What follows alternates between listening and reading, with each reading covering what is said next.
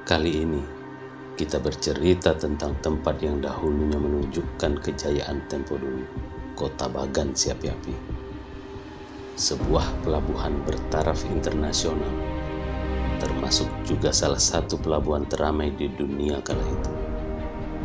Sebuah pelabuhan bersejarah yang tidak lagi berada di pinggir laut akibat bentukan alam dan menjadi daratan yang berada di tengah kota. Sekarang menjadi penanda sejarah berupa tumpukan besi serta beberapa peninggalan bangunan di dekatnya. Tempat ini butuh dilestarikan agar di balik kebisuannya dia dapat bercerita banyak ke generasi mendatang.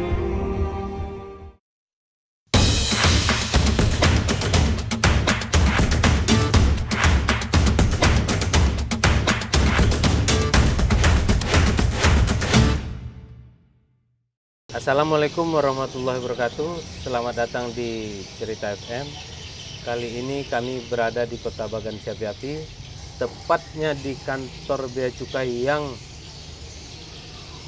saat ini berada di tengah-tengah Kota Bagan Siapi Api.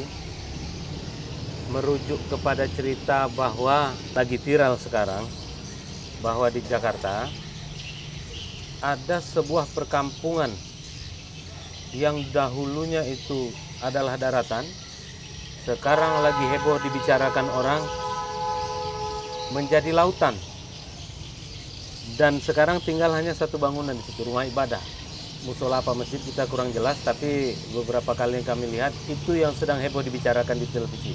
Saat ini kami berada di atas tanah yang dulunya adalah sebuah pelabuhan laut internasional, salah satu yang teramai juga di dunia.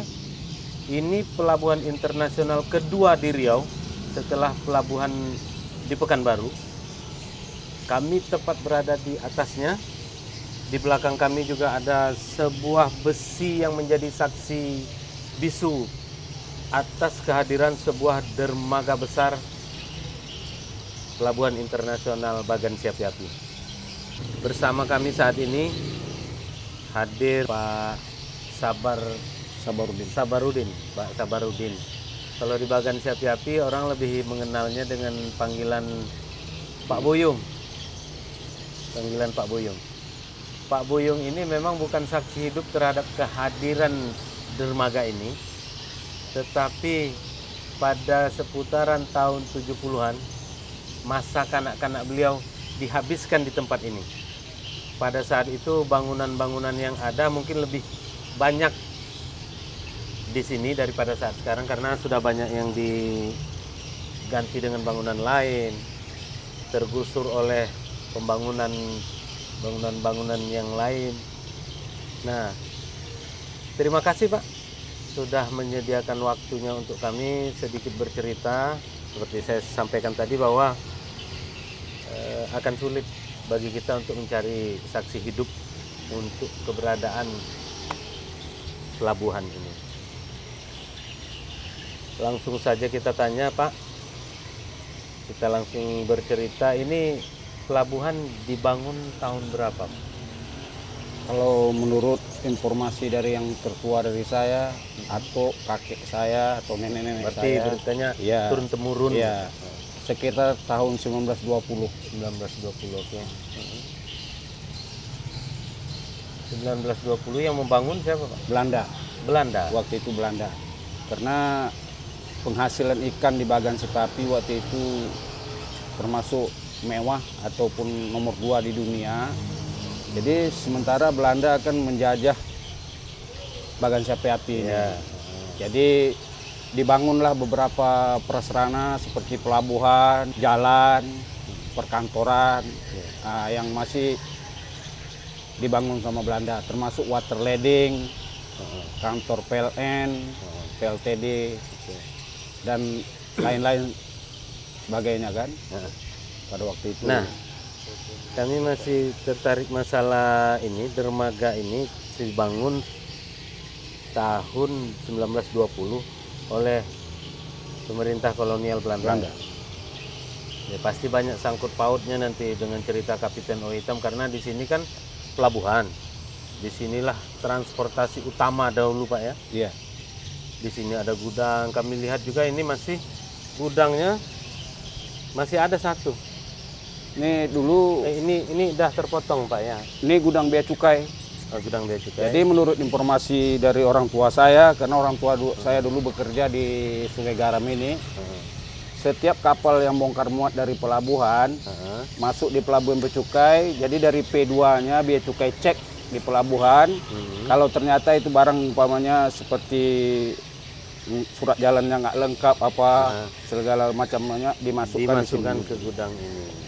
Itu juga alasannya kenapa kantor bea cukai berada di tempat ini. Orang kan secara awam lihat, mengapa kantor bea cukai berada di tengah kota gitu. Pada awalnya dulu ini pinggir laut Pak. Tepat kita berdiri ini pun di laut nih. Bertolak belakang dengan yang saya sampaikan tadi Pak. Ya. Di Jakarta lagi heboh sekarang Pak. Ya. Ada perkampungan yang dulunya daratan sekarang jadi laut. Sementara di sini kebalikannya. Dulunya laut sekarang jadi daratan. Ini besi-besi jadi saksi bisu betapa besarnya pelabuhan ini. Jadi kalau menurut ceritanya dulu ini besi tinggal sisa. Ya. Dia dulu sampai mentoknya ke samping sana. Ke samping sana. Termasuk kami lihat juga tadi, ini kan sampai ke jalan. Betul. Ke jalan situ. Dan masih ada tuh besi yang bekasnya. tertimbun di bawah jalan itu. Ya. Maksudnya Ada perbatasan besi besi di bawah itu ke bawah jalan tanah. itu. Ya. Masih ada. Ada besi yang Masih ada. tertimbun di bawah jalan. Jadi kalau kita melewati jalan itu pakai mobil kan terasa Nampak dia. karena Besinya jalan masih turun, besi kan tidak mungkin turun Pak ya, karena dia sudah dengan pondasi. Lagipun bekas pondasi tiangnya masih ada ke bawah tanah. Ada foto yang kami dapatkan dari perpustakaan digital Universitas Leiden Belanda. Foto itu diambil dari udara tahun 1948. Kami melihat ada gudang ini 2 buah, tapi yang lebih besar sebelah sini. Sementara saya lihat ini kan gudangnya tinggal pintunya saja. Di belakangnya hanya sudah jadi gedung bea cukai. Tapi yang sebelah sana sepertinya masih utuh Pak ya. Kalau yang sebelah sana itu dulu itu kayaknya menurut cerita dari yang tertua dari saya, itu gudang-gudang tekstil. Namanya pakaian ditaruh sebelah sana. Kalau gudang-gudang seperti susu, makanan, yang gudang sebelah sini. Jadi gudang yang sebelah sana itu terbuat dari batu semen juga. Kalau yang sini hanya sebagai pagar besi dan ini beton ke atas. Dulu separuh ini pakai kawat besi aja. Artinya kapal besar masuk ke sini Pak ya? Ya, kapal besi malahan. Yang bermuat garam. Garam di sini dulu tahun 1920 itu penguasanya kan kapiten. Oh hitam ya. Kapiten. Jadi menurut cerita dari nenek saya, atuk saya dulu, kantor kapiten ini di sebelah bea cukai ini, kantor garamnya. Kalau umpamanya orang udah bongkar garam, bayar gaji ambil di sini. Oke, baik Pak. Nah, hubungan ini dengan Sungai Garam? Hubungan ini dari Sungai Garam, dulu ini kan lautan. Ya. Jadi di ujung pelabuhan ini, jadi Sungai Garam itu dulu sungai masuknya ke kiri pelabuhan.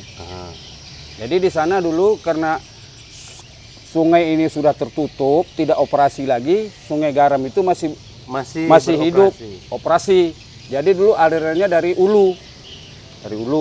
Jadi Sungai Garam itu mulai vakum, tidak ada lagi bisa dilewati sampan, kapal ataupun apapun bentuknya, tahun-tahun 71 ke atas. 71 ke atas. Sementara dermaga ini lebih kurang tahun 50-an udah enggak beroperasi lagi. Kawan-kawan, ini sambil bercerita, saya agak terganggu dengan suara walet. Mungkin karena kita berada di outdoor, maklum saja. Yang penting suara kami masih terdengar ya. Baik Pak, kan Bapak bilang nih, tahun 70-an itu Bapak ini tempat mainnya bersama kawan-kawan waktu tahun 70-an itu apa yang tersisa terhadap pelabuhan ini? Yang tersisa di Pelabuhan Bea Cukai ini dulu karena tempat saya bermain, karena dulu salah satu dari anak pegawai Bea Cukai ini yang tinggal komplek di sini, kawan sekolah saya. Kadang-kadang pulang sekolah saya main di sini. Habis itu saya bekerja di Pasar Pelita ini. Yang tersisa di sini dulu gudang yang besar ini, sama gedung pertemuan di sini dulu. Ada satu gedung. Jadi sekarang udah habis dibongkar semua. Jadi dulu ini sebelah jambatan besi ini gudang perumahan komplek Bea Cukai. Jadi masa itu tahun 70-an masih Bea Cukai masih operasi, karena walaupun ini sudah tertutup, barang-barang masuk dari pelabuhan nelayan ke sini juga. Tetap ke sini juga. Dulu petugas P2-nya yang di Bea Cukai sana masih operasi juga. Ada bangunan yang hilang, Pak?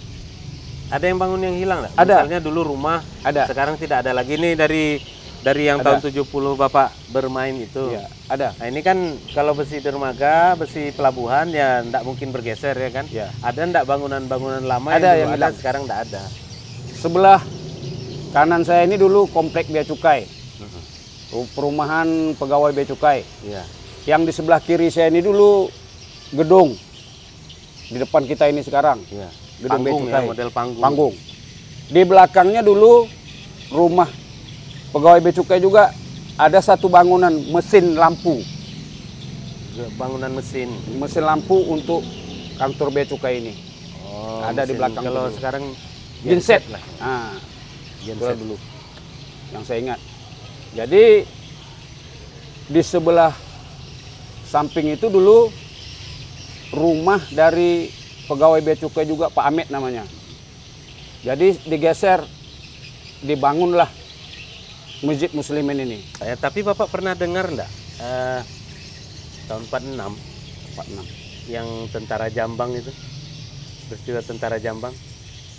Ada dengar ceritanya. Itu pun kalau saya baca bukunya kan dia memasuki pelabuhan, berarti masih pelabuhan ini. masih pelabuhan ini. Bukan di pagar katanya. Iya, iya. Mereka buka rantai sendiri, akhirnya tertembak di situ. Berarti di ujung Pelabuhan itu. di ujung ini. Iya. Di ujung besi Iya, ini iya. berarti, Pak. Jadi itu saya mendengar ceritanya dari yang tertua dari saya. Iya. Dari nenek Tahun kakek saya. 46. Nah, saya baca di buku. Tentara Jambang. Tentara Jambang, mereka masuk karena gerbang ditutup, mereka Paksa paksa buka rantainya dan mereka ditembak di situ. Di ujung ini. Di ujung. Berarti banyak sejarah tercatat Banyak. di sini. Bahkan kapiten sendiri pernah berdiri di sini. Pelabuhan ini adalah pelabuhan internasional salah satu yang teramai di dunia juga. Menurut ceritanya pertama di Pekanbaru Sungai Duku, Iya. yang keduanya Bagan Sepi Api inilah. Oh ini yang kedua ya. Bagan Sepi Api. Menurut cerita. benar yang saya sampaikan tadi. Agak bising sekarang di sini Pak. Karena udah jadi kota kan. Iya. Ya. Dari sini kita dapat ambil kesimpulan begini Pak. Betapa alam bertindak lain atau ada kisah-kisah unik di balik itu kita juga tidak tahu ya kan. Tapi alam memang bertindak lain. Ini yang dulunya lautan besar dilalui kapal-kapal, sekarang kita bisa injak dan tidak basah. Ini dermaga yang dulunya diinjak oleh orang-orang yang sekedar berlabuh untuk beristirahat di kota ini, sekarang berada di tengah kota. Besi ini saksi bisu, ini sebaiknya kita lestarikan. Kita hanya bercerita tidak lagi pada saksi mata yang secara langsung mengalami peristiwa itu. Tapi kami bersyukur Bapak bersedia bercerita.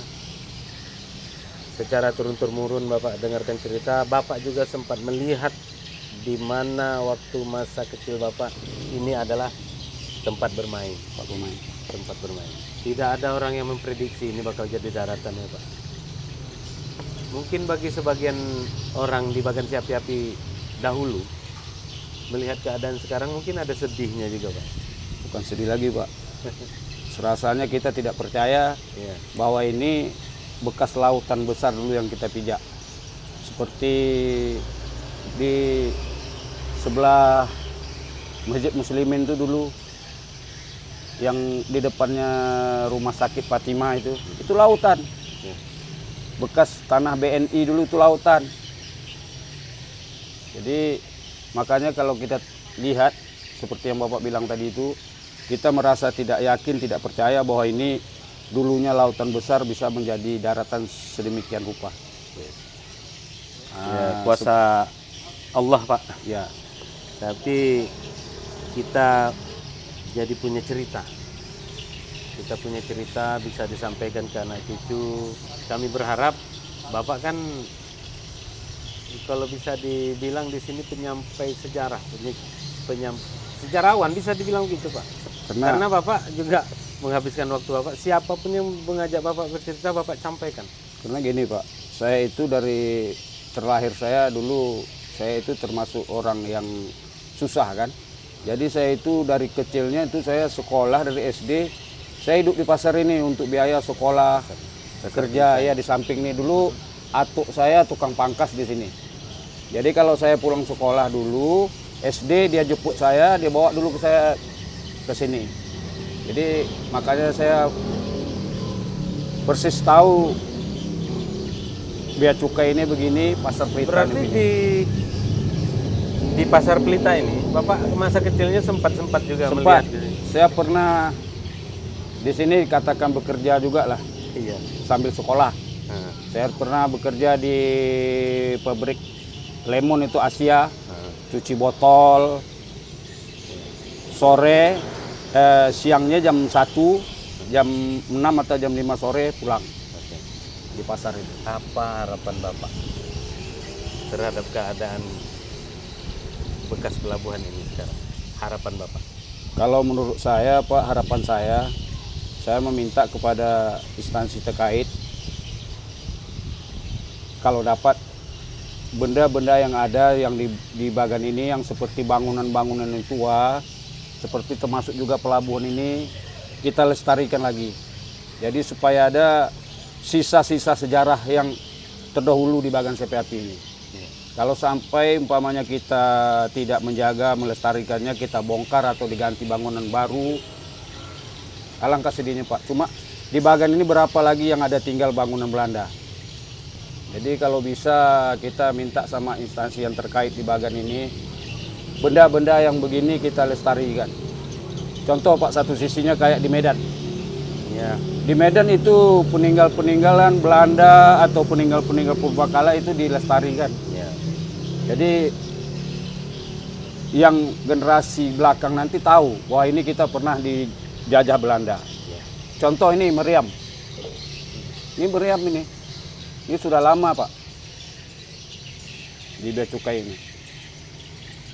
Meriam peninggal Belanda. Ini meriam dulu Berfungsi. Karena ini dulu pelabuhan. Jadi strateginya untuk pertahanan. Menurut cerita. Baik. Itu juga tujuan kami kemari Pak. Kami bercerita. Tidak maksud membesar-besarkan. Kalau mau dibesar-besarkan pun apa? Ini bagian dari sejarah.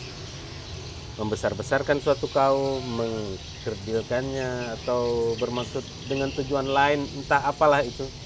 Kami hanya bercerita, menyampaikan apa yang pantas kami ceritakan, menyampaikan apa harapan dari orang-orang yang bisa menyampaikan ceritanya.